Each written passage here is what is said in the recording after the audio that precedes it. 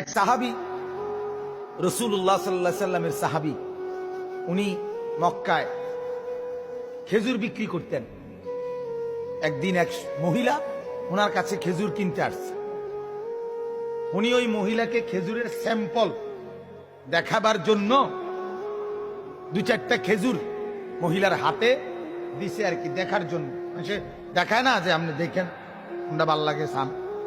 এইটা যখন মহিলা হাত বাড়াইয়া নিতেছিল, তখন অতিরিক্ত সুন্দরী মহিলা হওয়ার কারণে উনিও মানুষ হিসাবে ওনার ভেতরে এক ক্ষণিকের জন্য উনি ওই মহিলার খেজুরটা দেওয়ার সময় মহিলার হাত মানে নিচে সহ, মানে আঙ্গুলগুলো সহ ধরে লাইছে, ধরে, অর্থাৎ নিজের ভেতরে হয়তো কিছুক্ষণের জন্য লোভ তার আসছে, তো মহিলার হাতটাতে ধরছে।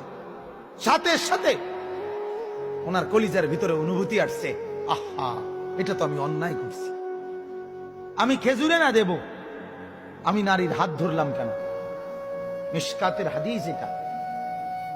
সাথে সাথে ওই সাহাবী আল্লাহর নবীর কাছে আয়েশা বলছে, ইয়া রাসূলুল্লাহ আকিম আলাইয়াল হাদ, হে আল্লাহর নবী, আমার উপরে শাস্তি প্রয়োগ করেন, আমার আখিরাত মাফ করায় দেন, আমার দুনিয়ায় যদি এটার কোনো শাস্তি থাকে আমার এটা দিয়ে দেন, তবু আমি আখিরাতে আমার এই অপরাধের কারণে ধরা খাইতে চাই।